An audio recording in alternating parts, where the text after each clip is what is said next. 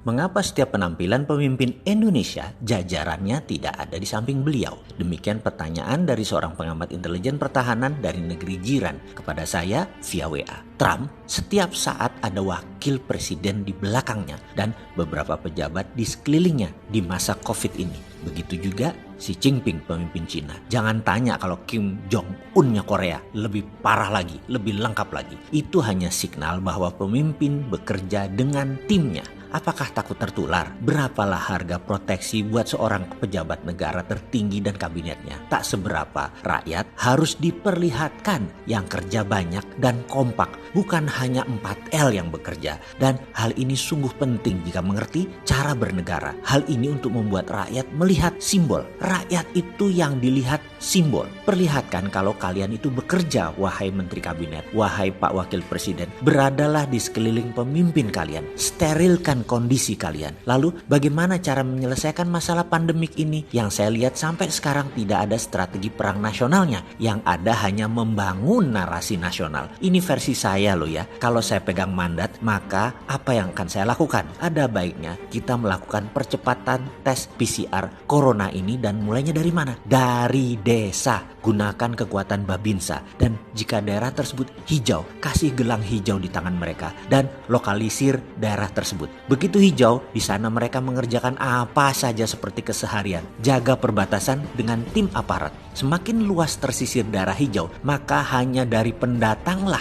COVID itu menular. Pendatang yang gelang hijau lah yang boleh masuk dan tidak boleh keluar masuk kecuali barang. Perluas daerah hijau. Utamakan untuk kekuatan pangan seperti lumbung padi, sayuran, peternakan, dan berbagai kebutuhan pangan lainnya. Setiap 2 hari, rakyat datang ke posyandu untuk diberi vitamin gratis. Wajib jaga daerah hijau itu dan perluas dan pastikan yang keluar masuk hanya barang di dalam daerah hijau. Silahkan mengerjakan semua senormal mungkin. 70% daerah Indonesia adalah kaum rural, pedesaan, lalu kepung ke arah urban, perkotaan, daerah kuning. Yang terdapat beberapa pasien, segera hijaukan dengan bawa pasien keluar ke tempat pengobatan dan diamkan 14 hari daerah tersebut dengan isolasi mandiri. Setelah itu daerah itu menjadi hijau, normal kembali, dan hal ini dikerjakan dengan cepat. Semua mengepung ke arah kota, arah urban. Babinsa dan aparat kesehatan pertahanan dan keamanan bisa melakukan tes 1 juta per hari kalau perlu. Semua wilayah Jawa dulu saja misalnya.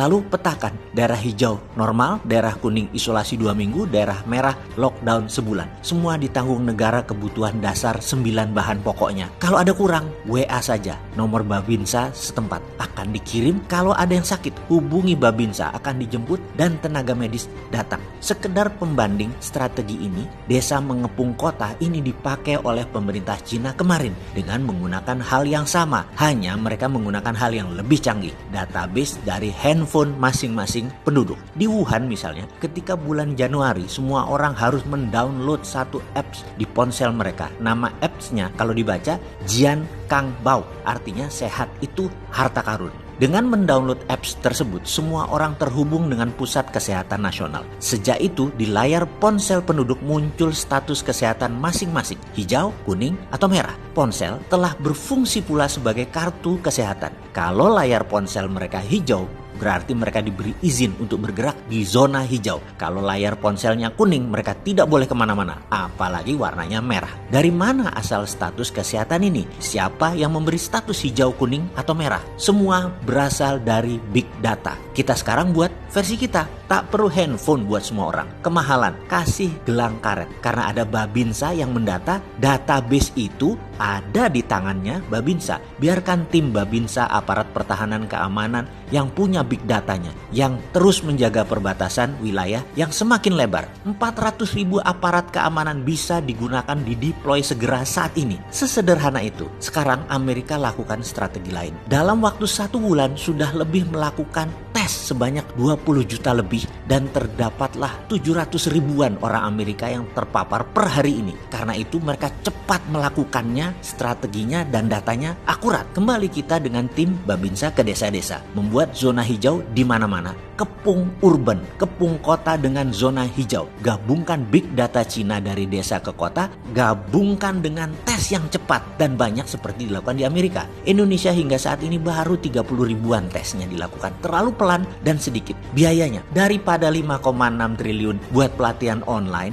mending buat perangi COVID. Hari gini duit begituan buat pelatihan online mau dapat apa mereka? Mau ngerjain apa mereka? Mending kasih tim medik militer dan kepolisian gerak dari Babinsa Polsek terkecil berbarengan buat adakan PCR tes COVID dari desa ke kota. Tidak semua orang, hanya satu orang dalam satu keluarga yang paling sering keluar rumah sehingga cepat pemetaannya. Dengan banyaknya daerah hijau di pedesaan, suplai mata rantai makanan ke kota tidak akan ada masalah. Bisnis tidak terputus, nggak perlu import bahkan. Pejabat mikirnya jangan dari kota terus, dari istana terus melihatnya. Orang di sekeliling istana mah kinclong-kinclong, mewah-mewah, makan sehat semua, punya deposito banyak. Kami rakyat UKM dan pinggiran yang menyuplai makanan ke kota di desa-desa. Masa kami stay at home? Ya nggak pas lah kebijakan seperti itu. Kami yang di daerah hijau jangan disamain dengan kota yang sudah merah. Jangan semua orang disuruh stay at home. Makan apa kami? Kembali ke strategi desa mengepung kota. Kita jelaskan, pakai kaki organik Babinsa, Polsek, dan jaringan keamanan terkecil lainnya. Lakukan zoning hijau sebanyak-banyaknya dan tes COVID dalam 1 bulan ke depan. Saya yakin